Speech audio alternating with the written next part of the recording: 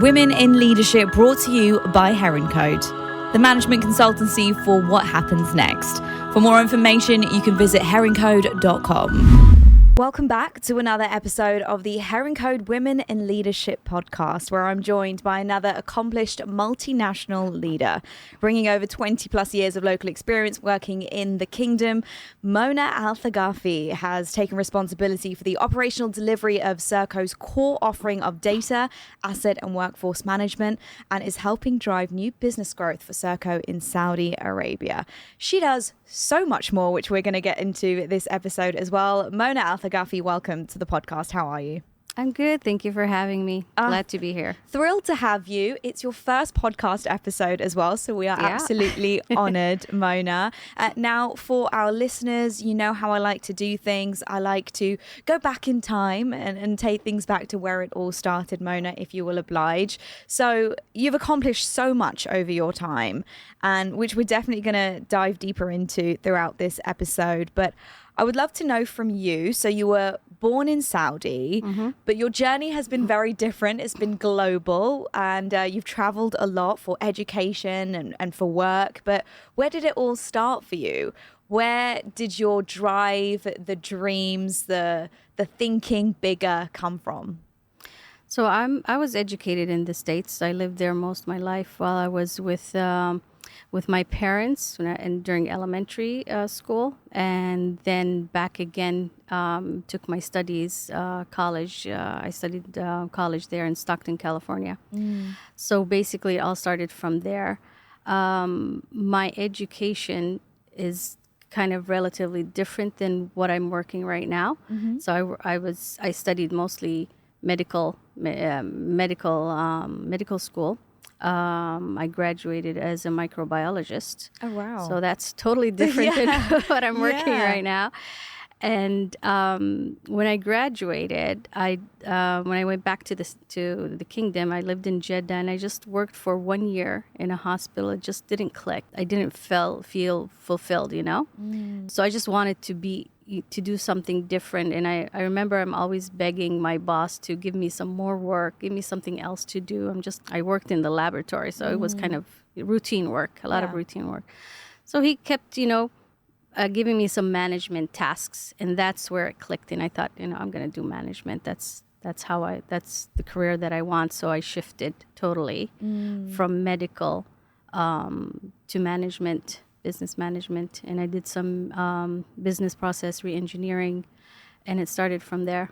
So that was like my pivoted moment in my career. Yeah. which wasn't a career yet. It was just, it was just 1 year actually. Yeah. But what's interesting with that is most people who put years into education and, especially traveling abroad to have their education, you would think and you would put pressure on yourself that this is it. I have to see this through. This has to be my career. You did not think that. There weren't a lot of choices at my time. So for women specifically in Saudi, you're either a teacher or a doctor. There weren't a lot of choices in management. Okay. There weren't a lot of choices. I actually wanted, when I graduated, I wanted to go into research, but they didn't accept me because I'm a woman. It was they said it's only for men right now. So, that maybe if I were accepted, it would have been taken a different career path. But the choices were not there. So, when I started working, it just didn't click. I used to faint when I see blood, and I was going to be a doctor. So I thought, wow. How am I going to be a doctor when I see blood and I faint? It was ridiculous, at that time. I love that you were so self-aware, though, and I think that's really important. And you were young, and for someone to redirect themselves, it takes a lot of courage. And you need to be brave, but you need to be a dreamer. So I want to ask you, when you were young, if you can take me back, did you have a dream of what you wanted to be when you were older? I wanted to be a doctor. Oh, did you really? Yeah. Oh, wow. Yeah, so that was always the idea. That was always a pediatrician specifically. It just didn't work out. I just didn't see myself when it came to that point. I just didn't see myself as a doctor. Yeah. And tell me about your time in the States. A bit of a culture shift and shock from the kingdom. How was that experience for you? Oh, that was. I mean, you're looking back years ago, which is different now. If it were now you won't see that culture shock, but at that time, there was. I used to cry. I wanted to ride my bike. I couldn't. It's just different, different culture at that time. Nowadays, you don't see that difference with the internet and all that. So, but yeah, it was totally different. And I did want to go back to the States. I begged my parents, but of course, that wasn't the case. It wasn't allowed. Okay, tell me about. So I went back to study. That's how I got back. But then eventually, you just have to come back.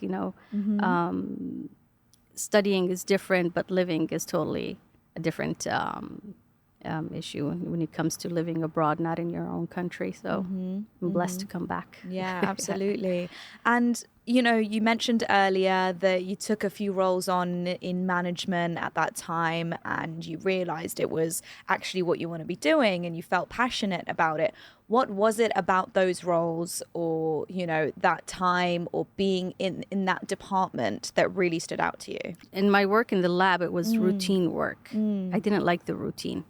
That's the difference that I saw. You get to make, decisions on a few things. You organize some aspects of the work. It's not your typical routine laboratory work. And that was the thing that I just did not see myself doing at that time. Even, in the clinics, just seeing patients, it's the same diseases, same symptoms, same, that's why I wanted to go into research and I couldn't. Research gives you some insight on things that you don't know where, just seeing the unknown, trying to figure out the unknown. That was my passion. And I just didn't see that while I was working in the medical field. And it just seemed like a lot of, routine work, same thing over every day. And I just thought, doing some management work, even though it was just little tasks here and there, it was just different. It was just, I feel like I was born to do that. And so because my education didn't help me in management, I went and studied the PMP, project management professional, just to give me some leverage on management.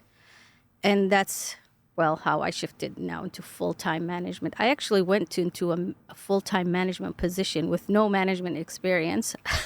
Wow. But the person who recruited me, he looked at my CV and he said, "Why are you applying for this job? It's the management of an institute, a female institute.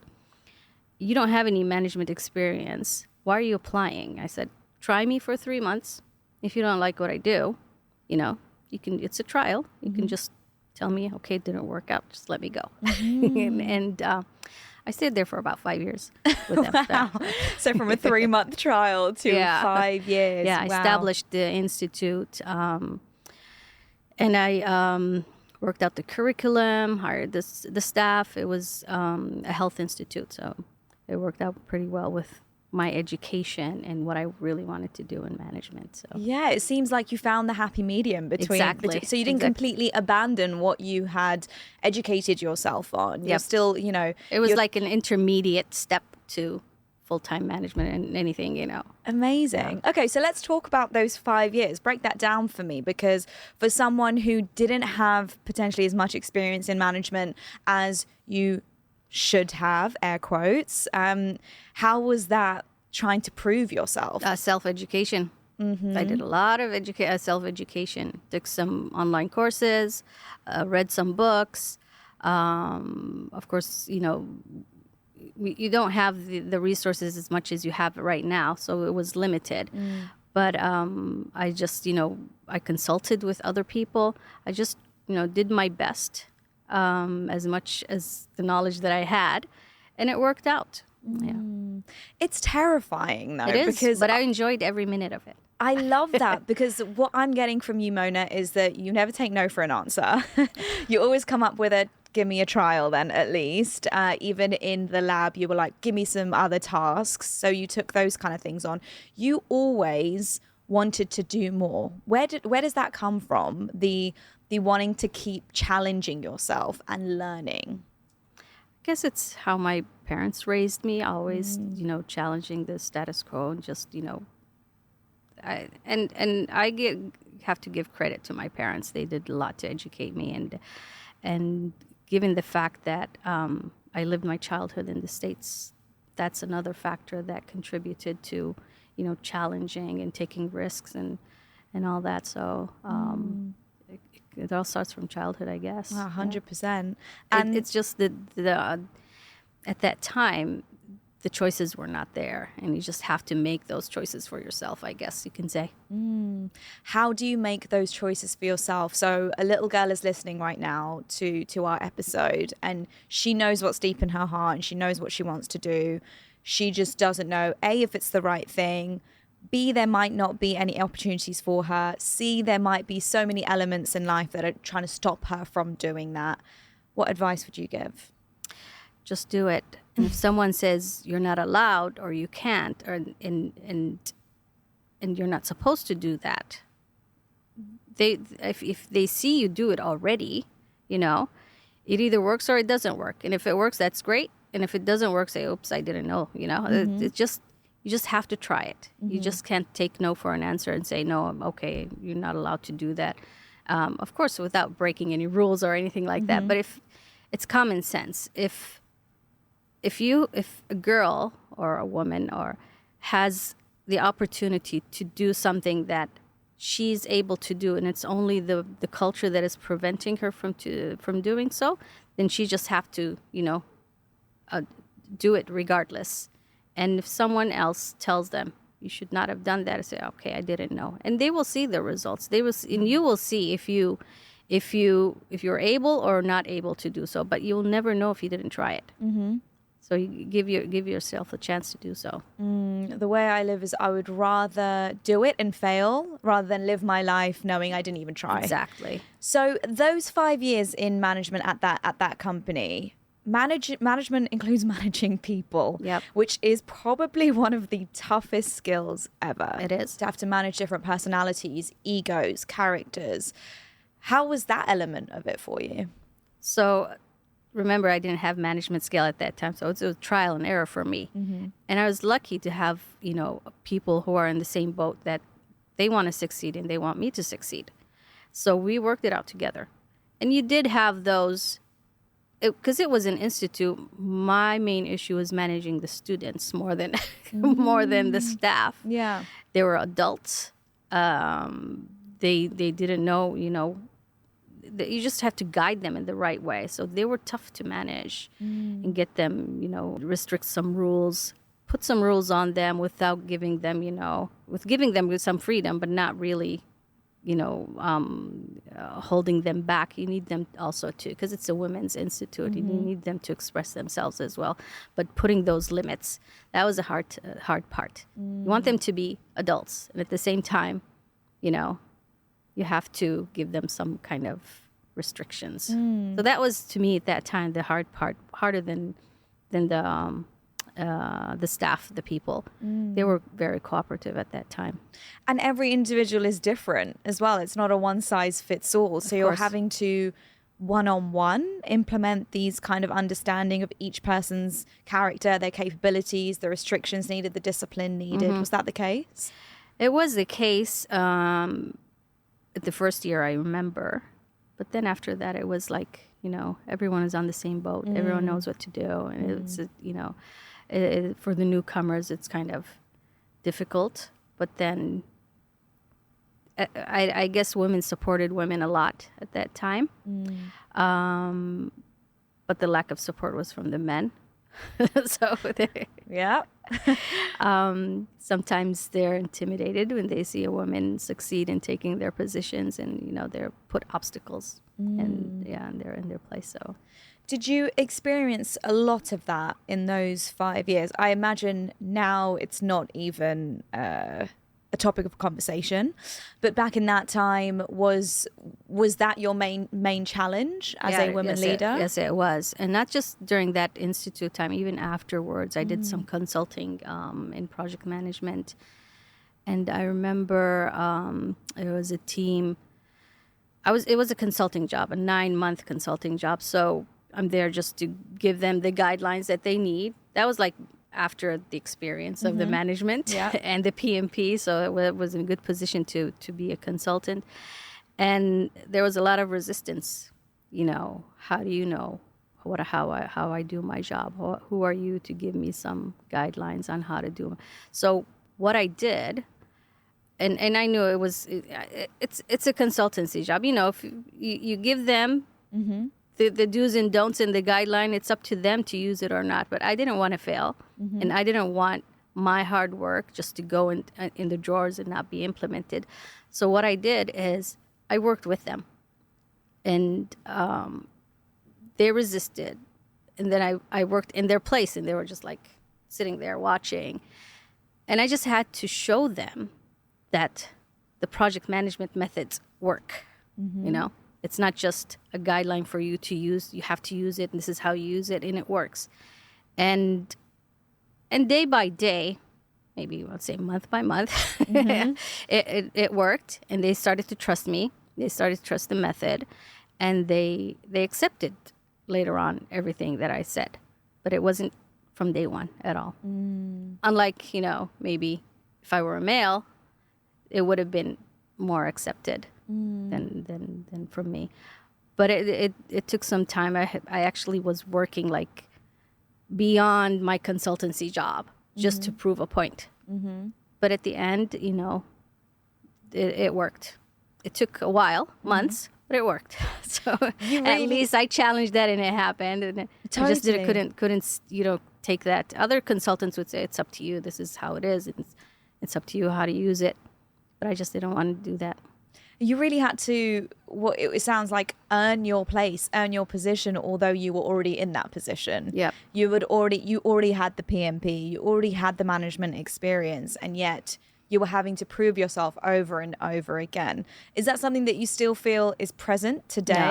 No, not today. Now it's a different case. I don't think women have to go through that as much as they did previously.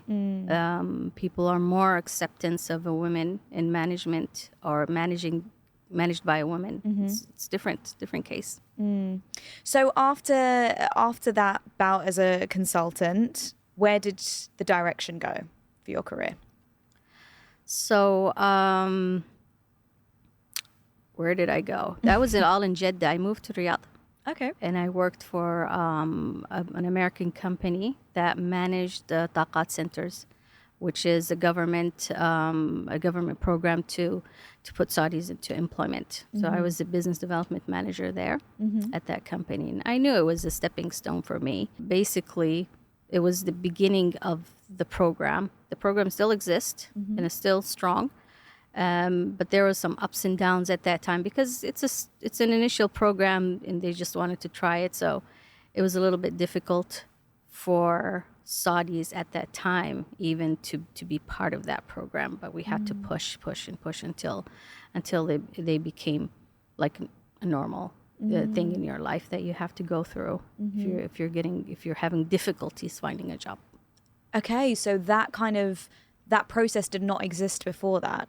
Well, we were building the process as we go because it was the initial I was there from the beginning of the establishment of the program, and we were like 3 companies, American, British, and Australian. So each had their own methods and process, and it's in the government was trying to see which process works best, and it's all similar. Yeah, it's all the same thing. They just they have different ways of training, for example, this company than the other company.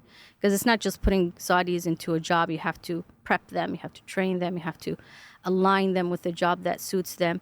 And it took a lot of effort just to get those Saudis into interviews because some of them were resistant at that time. Why? Why the resistance? Comfortable. Just comfortable with government support without working. And now it's different, of course, Yeah.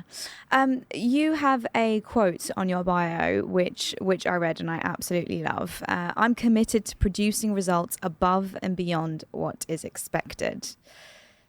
That is so poignant for everything that you've just told us as well. You always went above and beyond. You always did above your job role, as so to say.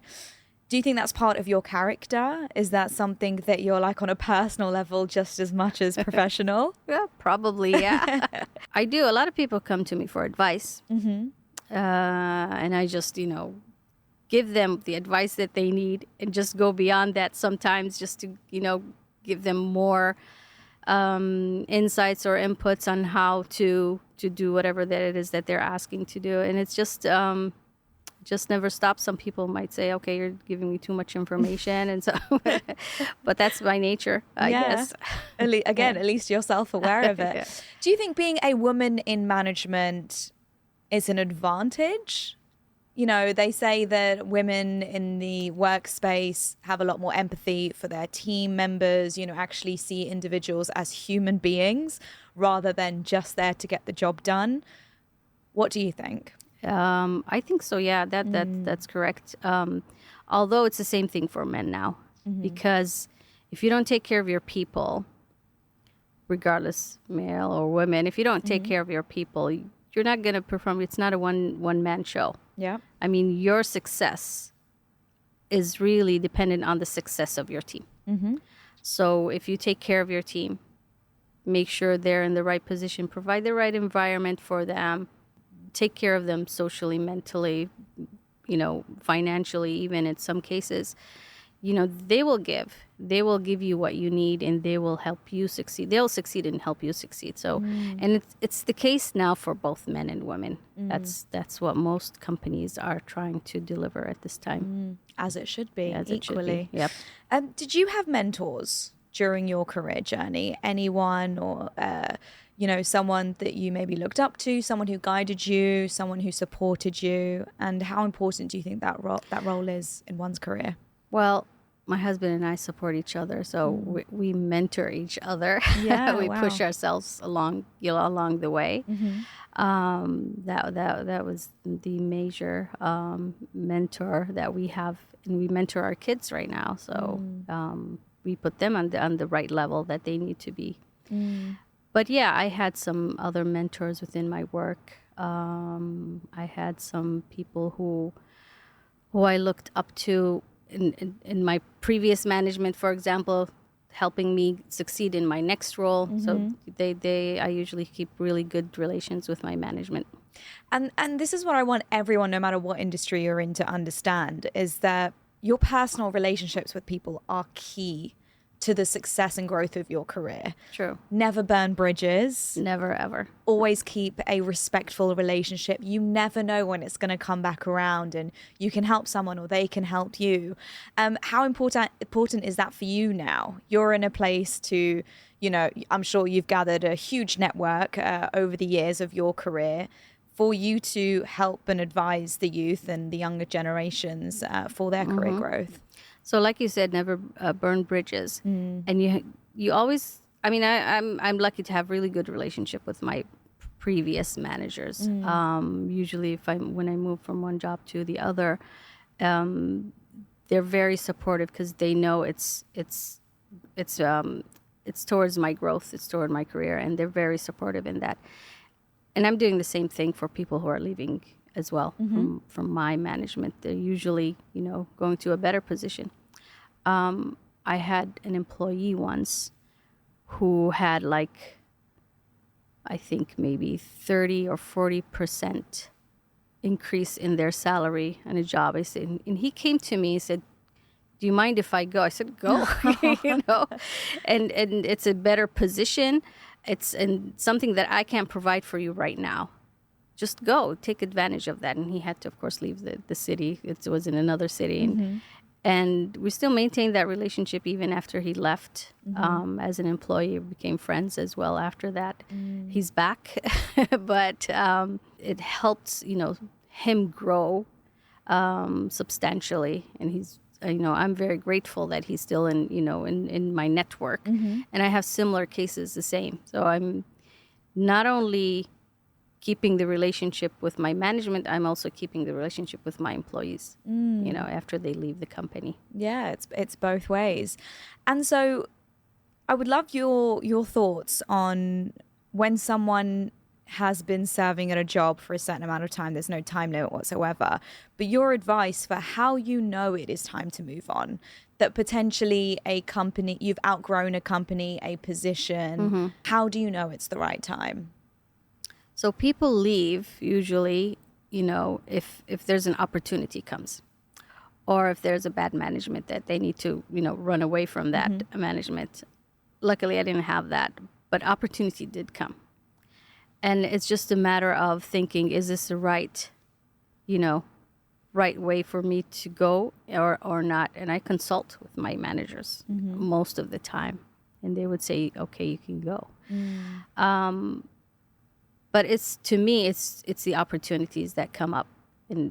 But in general, for most people, people will think about moving or start, applying here and there if they feel like they're not contributing, or if they feel like they're not getting the right support from their management, or if they feel like that, I can do more, and the position is not giving me any more responsibility. So those are, just common causes of people looking for a job. Yeah. And if you're not looking for a job, an opportunity comes in, that's a different case. Yeah. You just got to evaluate at the time. Evaluate what's at the right time. for you. So I want to take you to now, Mona. SERCO's Experience Lab, you have been a vital part of helping, drive a new business growth. Tell me about your time there and what the goal is moving forward as well. So I've been with SERCO for 3 years now, closing to 3 years. What SERCO does is advise and operate on behalf of government.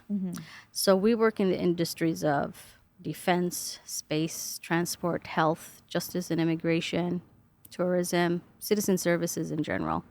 Where government works, we are there. So we do, for the giga cities, for example, they're government-owned companies, but we do a lot of advisory work for them in terms of bringing them international experience on operations and facility and asset management and O&M. Customer services, and we bring that experience to the government in terms of advisory. Differentiates us from other advisory companies or consultancy companies is that we operate as well. We have the experience of operations worldwide. We have in SERCO worldwide is around 50,000 employees. Wow. Working on behalf of government, working in all those sectors. But in Saudi specifically, we do advisory more than operations because of the growth of the operations and the transformation that is happening. So we do have contracts with NEOM, with Red Sea Global, with RCJ, Royal Commission of Jubail, Royal Commission of Al Ula. So we have those Aramco as well, consultancy projects and operations right now, on the spot. And we're growing. Yeah, wow. I mean, this is all part of, a vision for the kingdom, Vision 2030. We're globally hearing about this vision and this movement, so to say. How has it been internally in the kingdom? Yeah, well, for SERCO, it's bringing national visions to life. That's our motto. So, of course, there's only 8 years to go, I think, till the vision. And we have seen improvements since 2016 when the vision started. I mean, it's moving very fast. And things are just, maybe in 2 years, we will see, some tangible growth. But it regardless of the giga cities or the giga projects, the vision is in all aspects of government, whether it's health, education, transport, tourism. So we have seen a big, drastic change in the culture and the services that the government is providing and the people and in the infrastructure. I mean, we're going digital more than any other country has advanced in terms of how fast we're growing. So we're seeing the vision come to life, and in 8 years, maybe even less than 8 years, we will see our goals in many of the ministries already achieved. Absolutely, no doubt that's going to happen. Mona, before we wrap up this episode, which I have enjoyed so much, I'd like to ask you one final question: what is the next dream for you? What is the next goal for Mona Althagafi? Since I'm part of a company that brings national visions to life, I would like to continue with that, with Saudi government as well, and go beyond the vision and what we can provide in terms of services, in terms of cultural differentiators, just bringing Saudi to the world and bringing the world to Saudi, as you can say, in terms of best knowledge and best experience. So I'm doing a lot of consulting for the next generation in terms of management skills and what is needed to advance in their career. So I see myself a lot of a mentor in that way, while still doing, the work that I love to do. And during my career, I've been on and off with government projects, mostly government projects. And I guess, I'll continue to serve the kingdom in that way until, we go beyond the vision. Yeah. Absolutely. Well, Mona, thank you so much for joining us on the podcast. Your first podcast, did you enjoy it? Yes, very much so. I love that. I'll take that. Thank you so much. Thank you for having me. Yeah, have a wonderful day. Thank you so much. Thanks. Women in Leadership, brought to you by Heroncode, the management consultancy for what happens next. For more information, you can visit heroncode.com.